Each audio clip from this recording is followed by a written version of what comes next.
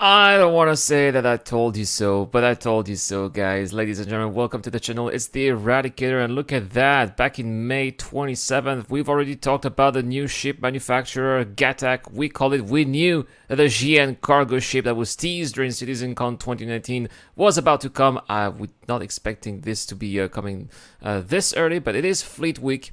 And here we go, we've got the Gatac Railen. Look at that, what a beauty of a ship here for 200 US dollars war bond with fresh money, or if you're using store credits, then that is going to be $220. If you are a concierge member, you got an extra little paint here, which is like the iridescent paint, a little bit like the paint that you have, for example, on the Talon. Very nice, very nice, very nice. It is a very gorgeous looking ship, very reminiscent of what you would see in StarCraft, for example, with the Protoss vessels as well. I like that very much. 320 SCU of cargo capacity. You basically get a little bit less than half of the cargo capacity of the C2 Hercules for a little bit than half of the price of the C2 Hercules.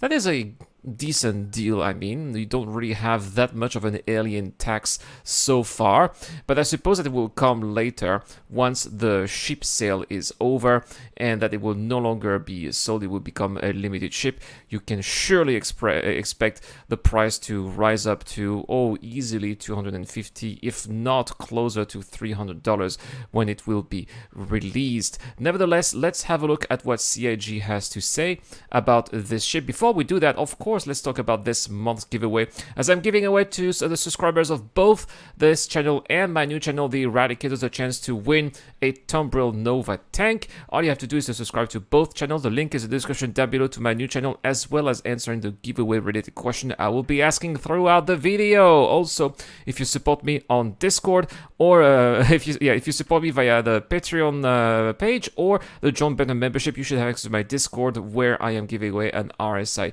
Corpus Stinger. Good luck to everyone out there. All right, guys, let's have a look now Where do we start? Paul Jones. Paul Jones is awesome. He's got some fantastic ship designs, and they keep on getting better and better. He's always spot on whenever he's designing something for Chris Roberts. He always gets the vision perfectly, and I am not surprised to see him at the helm of the creation of this ship. Let's listen to him.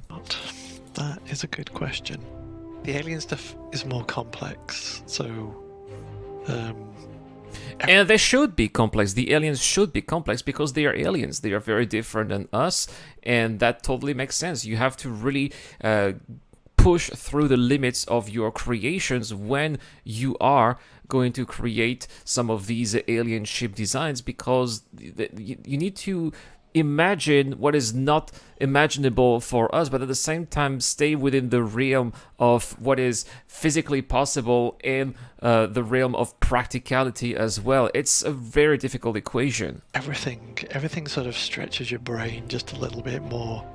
I also have Chris, pushing me to sort of make it different, make it not fully expected. I would love to hear the details of Chris Roberts pushing Paul Jones and telling, oh, no, that's not it. Oh, I'll try to do a little bit more. That must have been dozens of emails going back and forth. Alien ships, I think, are... Plan of Gatac. Ahaha, very fun name, Jared. Very fun name. Again, what a gorgeous looking ship. This is probably not in game. It's probably a concept art, because it is not going to be straight to flyable, unfortunately. We don't know how advanced the ship concept is so far, but if we look at the ship specs on the website, it says, like, for example, the speed is unknown and the thrust is unknown, maximum power capacity is unknown as well. So probably there's a lot of things that still need a lot of work before we get that data, unfortunately. Super interesting, because they have a completely unique aesthetic inside, and this ship particularly, we wanted to create a alien cargo ship. So we wanted to have a sort of above entry level. By the way, let's have a look at something that's very interesting here. This ship is going to transform itself between, definitely its landing position and its flight position over here. Both of these positions are extremely different. I really love how getting in the landing position is moving the thrusters into a VTOL position. Look at that here. The 4 thrusters here pointing towards the direction of the ground, and then as the ship is in flight mode, the thrusters point into the opposite direction towards where you're going. That is some brilliant design. I love the mix of different types of paint here. You got the gray and the iridescent paint. This is truly an amazing looking ship. Cargo ship that could carry a good amount of cargo for its size, be well defended, multi-crew. We wanted it to be xi'an, but we didn't want it to be AOPA, their combat brand. So we worked up this new company called Gatac, and this is the Gatac Railen cargo ship. It's fantastic, guys. I really like. This is something I've been also saying for quite some time, that we need more diversity, not just with the human ships, human manufacturers, but the aliens too. Of course, these aliens are going to have multiple creators. These aliens are going to have tons of various different ships, their own culture on the side. This is something that I believe we should be seeing more and more in the future as human space gets fleshed out more and more, human lore gets completed more and more. They are going to have to move on to the alien ships, more alien manufacturers. We're going to have alien salvage ships, more combat fighters, more alien capital ships as well, and more alien utilitarian ships too. This is what it is here, a trade ship. It is not a dedicated combat ship, and that's because they are going to have their own economies. When you will go to alien space in the future, they will have their own quantas as well that are going to be going by their businesses, and they will be using their own ships, and CIG needs to start working on designing that too. No, it's Gatac. That's how you say it. Right. The tack. Okay, let's do a brief history of House Gatac. Gatac. They were a vassal of House Urua during the Great Divide, which is the Xi'an Civil War. At the end of the Great Divide, House Klo, who didn't like the way that the peace talks were going, decided that they wanted to kill all the leaders of the houses that were engaged in peace talks. So they sabotaged the network of antique weather satellites that surrounded the Xi'an homeworld of Rishiang. And It's going to be so hard to say all those names. I'm just listening to her. It's fascinating. I love lore, and I cannot wait to see that implemented in the game when we're going to have those alien words, which are probably going to be created by the Montreal team. It is going to be such a phenomenal sight. I think people are going to be mind blown by what they're going to see when we're going to have those alien words. But just listening to Sherry here telling us about all that lore is already mind-boggling, with all the different possibilities artistically and visually speaking of what we're going to experience in the long-term future in Star Citizen. and accidentally destroyed the whole atmosphere rather than just the atmosphere above the peace talks. Oops.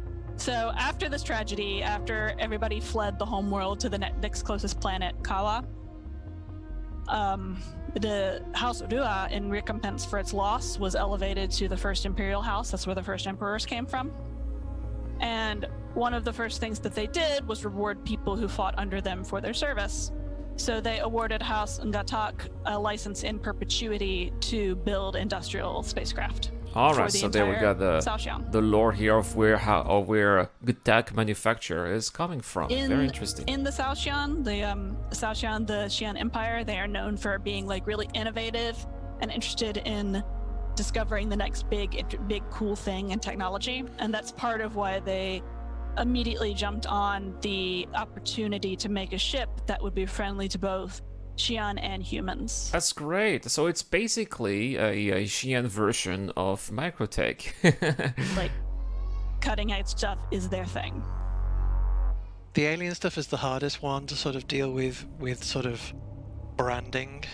We did our usual. We came up with 3 sort of strong candidates to give to Chris to have a look at. And these were probably the candidates that we saw during the CitizenCon 2019 sketches, and that's basically the only thing that we knew about the small cargo vessel. It's interesting because they call it like small xi'an cargo vessel. And from there, it's not that small, actually. People will see that very early on, it was almost locked in. It was like, yeah, it seems like since the very early sketches, they did indeed seem to have those wings that were not horizontal but vertical wings like that with the turrets on the side. okay, this is what we're doing. We're a lot more confident in how we approach these things now. We make sort of stronger decisions right at the start to push those through. One of the big features of the ship was the fact that it changes shape like massively, so that's the really nice thing about this ship. And coupled with the sort of final materials that we came up with, there's no mistaking the ship now. It's okay, this is the Gatac cargo ship. Yeah, that's right. That's what we were talking about. The shape of the ship changing like this with the vital thrusters also moving position at the same time as the wings are changing shape is a brilliant design for sure. And this is really cool looking. It really seems quite luxurious as well, the kind of paint, although maybe for the xi'an it's not so much. Pretty much it's going to be common there. I would tell, and that you can also see that the ship is like kind of like floating with that xi'an technology as well. It doesn't have the landing gear like the human ships do, so it's kind of similar to what the Nomad is doing. I know that some people were quite critical of the Nomad, and especially its landing gears. I like that. I mean, come on, it's 2951 right already, so they should be figured out to have some kind of anti-grav technology. And the xi'ans are much older species than humans are, so that's why it makes sense that they are also a little bit more advanced than we are, and that's what we're looking at here. No messing around. The Raylan crew capacity is 4 people, so you have the pilot, you have an engineer. Oh man, that's the concept of the interior, fantastic. I like the fact that for the human market they wrote Gatac with Latin characters and not xi'an characters. That's also quite awesome. Are these going to be remote turrets? That would be great as well, because come on, why would you, especially if the xi'ans are a little bit more advanced than the humans, why would they bother going inside turrets and put their lives at risk where they could be safer inside the cockpit? So that's why I believe that these seats here could be used for remote turrets, plus that would be the engineer / co-pilot, and they're the pilot on the other side. I like these kind of like bubble seat here that are floating in front of the ship. That's also a very cool design. And then you have the 2 extra crew to man the 2 manned turrets, which are on the side of the ship. And all right, well, he just said that they were manned turrets. I'm an idiot. But so why are there those extra seats then? What are they here for? Provide a good range of cover for it. There is space for all 4 to be on the bridge when not in combat or elsewhere in the ship, but ostensibly that's what the 4 roles are for. The Raylan has 320 SCU of cargo, and this is all pretty much external. You can see it on the back of the ship. That is really cool looking, those external cargo. And these are, they don't look like your regular cargo boxes. Are these going to be xi'an cargo boxes?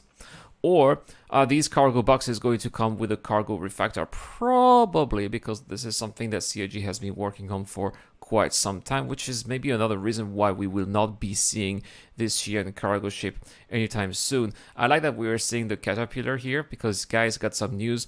If you pick up a Gatac Railen, the loaner ships are the Kratual and the Caterpillar as well, so that's a great chance to have a Caterpillar for quite some time. It's probably going to take a couple of years until finally you get sort of downgraded to the Raylan, right?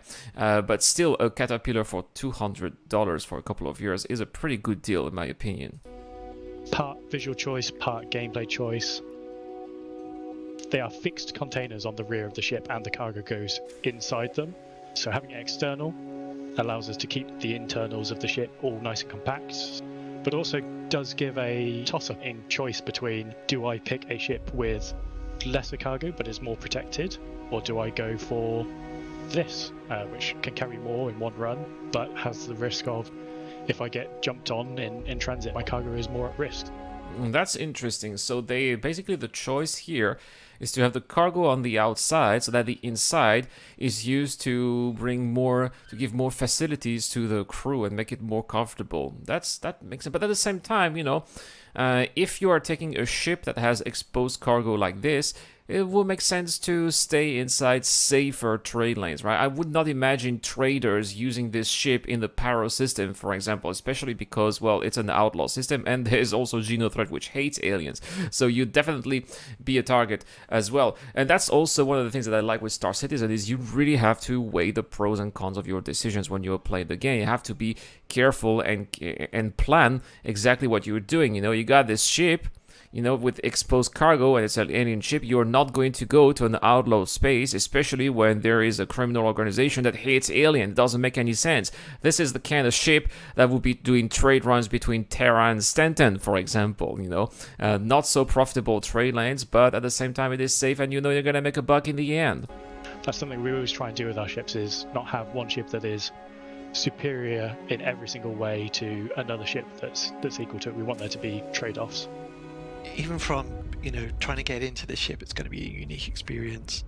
So you've essentially got a gravel platform that's going to fly through the air, come and greet you. You get on it, click a button, takes you up to that is looking quite awesome indeed. Through the airlock. Quite similar to the special stairs that we have with the Kratuel, but on a whole new level. That's where you first get your... Oh, look at that. There is the interior.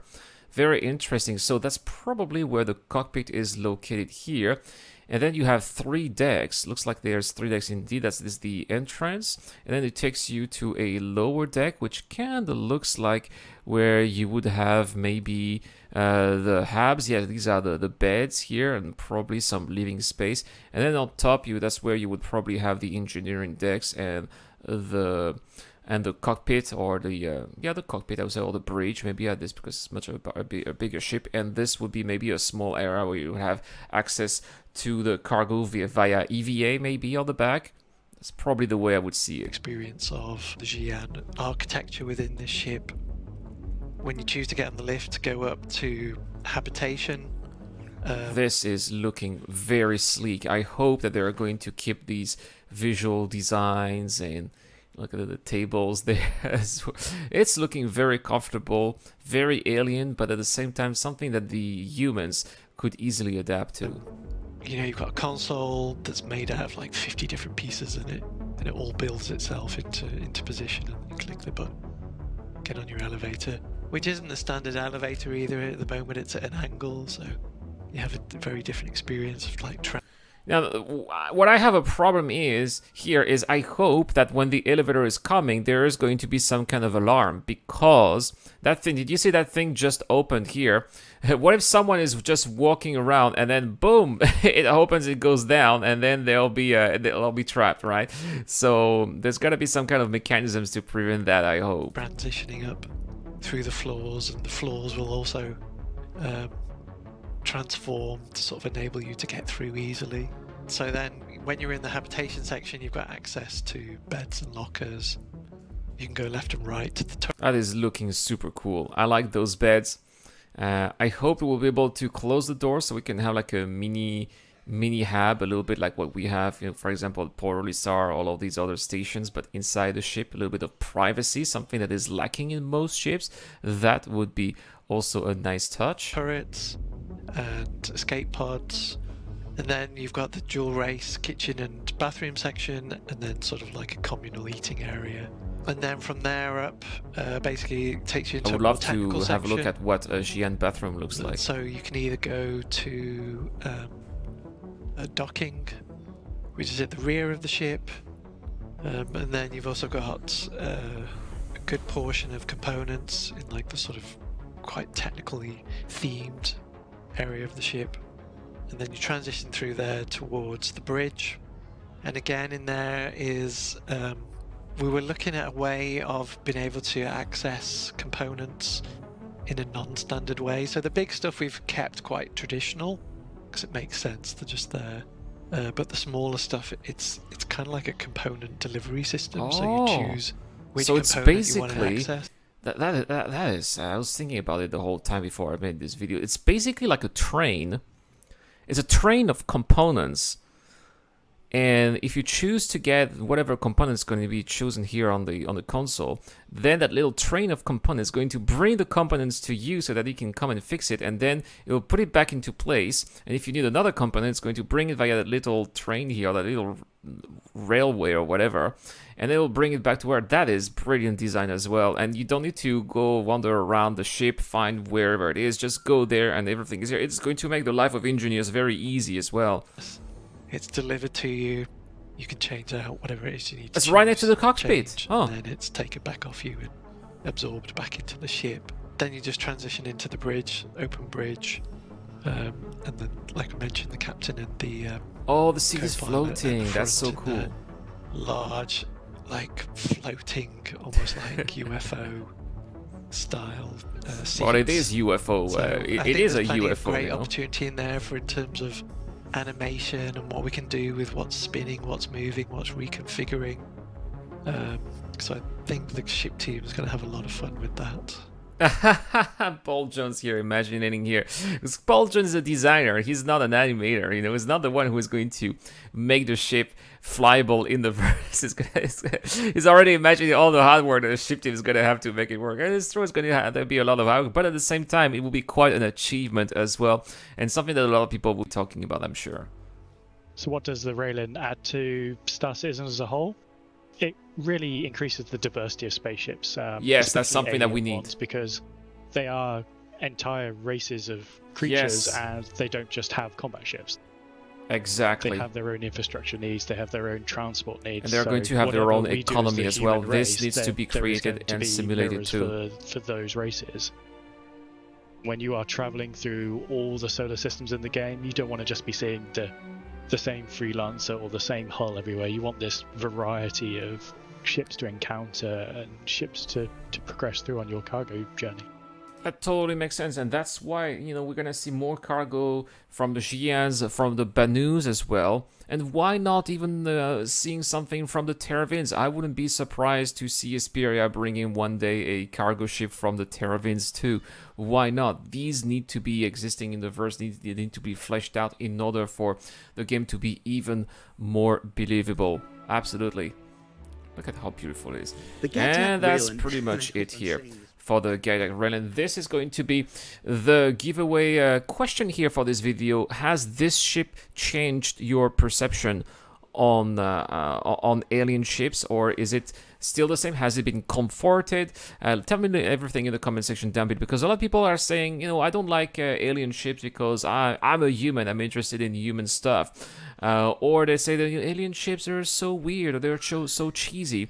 As far as I'm concerned, I wasn't a big fan of alien ships. I mean, I have a Banu merchantman because it's going to be very practical, but it's not really for how cool it is. I don't have any other alien ships so far, but I probably will be upgrading one of my ships to this one. Let me see. I probably have some like a chain upgrade that will allow me to upgrade this ship for like $5 or something like that. So, but it's something that I would suggest, if you're interested in this ship, that you would get now, because probably it is not going to stay at $200 for a very long time. Well, that's pretty much it for this video, guys. Have a wonderful day. I'll see you guys tomorrow for more content on the channel. This is the Eradicator. I'll see you guys later. This video is brought to you by the people who support this channel on Patreon and via the join button as well. Supporters of the channel get access to lots of cool perks, such as access to my private Discord, your question answered in the show, you get to know when I'm going to play, and also you get to have a chance to influence the editorial line of the channel. Any help is appreciated, starts at just $1 a month. Thank you very much for watching. This is the Eradicator, and I'll see you guys later.